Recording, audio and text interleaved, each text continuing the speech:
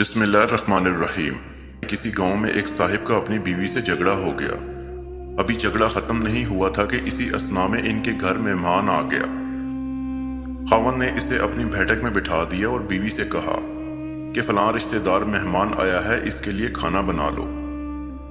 وہ غصے میں تھی، کہنے لگی، نہ تمہارے لیے کھانا ہے نہ تمہارے مہمان کے لیے۔ وہ بڑا پریشان ہوا کہ لڑائی تو ہماری ہے، اگر رشتہ دار کو اس بات کا پتہ چل گیا تو خواہ خاندان میں بات ہوگی اور خواری الگ سے ہوگی۔ لہٰذا خاموشی سے آ کر مہمان کے پاس چپ چاپ بیٹھ گیا۔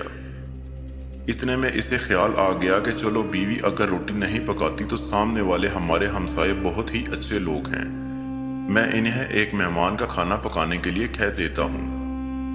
چنانچہ وہ ان کے پاس گیا اور کہنے لگا کہ بیوی کی طبیعت آج کچھ خراب ہے، لہٰذا آپ ہمارے مہمان کے لیے کھانے کا انتظام کریں۔ انہوں نے کہا ٹھیک ہے۔ وہ مطمئن ہو کر مہمان کے پاس آ کر بیٹھ گیا کہ مہمان کو کم از کم کھانا تو مل جائے گا، جس سے میری عزت بھی بچ جائے گی۔ تھوڑی دیر کے بعد مہمان نے کہا ذرا ٹھنڈا پانی تو لا دیجیے۔ وہ اٹھا کے گھڑے کا ٹھنڈا پانی پلاتا ہوں۔ اندر گیا تو دیکھا کہ بیوی تو زاروں قطار رو رہی ہے۔ وہ بڑا حیران ہوا اور کہنے لگا کیا بات ہے؟ اس نے پہلے سے بھی زیادہ رونا شروع کر دیا۔ کہنے لگی بس مجھے معاف کر دیں۔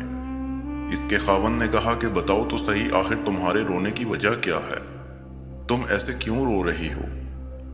بیوی نے کہا کہ پہلے مجھے معاف کر دیں، پھر میں آپ کو اپنی بات سناؤں گی۔ خیر، اس نے کہہ دیا کہ جو لڑائی جھگڑا ہوا ہے میں نے وہ دل سے نکال دیا ہے اور تمہیں معاف کر دیا ہے۔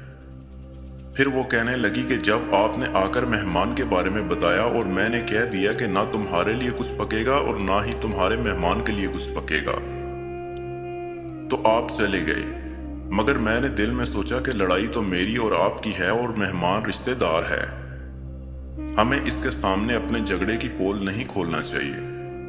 چنانچہ میں اٹھی کہ کھانا بناتی ہوں۔ جب میں باورچی خانے میں گئی تو میں نے دیکھا جس بوری میں ہمارا آٹا پڑا ہوا ہے، ایک سفید لباس شخص اس بوری سے آٹا نکال رہا ہے۔ میں یہ منظر دیکھ کر سہم گئی۔ وہ مجھے کہنے لگے کہ اے خاتون، پریشان نہ ہو، یہ تمہارے مہمان کا حصہ ہے جو تمہارے آٹے میں شامل تھا۔ اب چونکہ یہ ہمسائے کے گھر میں پکنا ہے، اس لیے وہی آٹا لینے کے لیے میں یہاں آیا ہوں۔ اس واقعے سے ثابت ہوتا ہے کہ مہمان بعد میں آتا ہے، جبکہ اللہ تعالیٰ اس کا رزق پہلے ہی بھیج دیتا ہے۔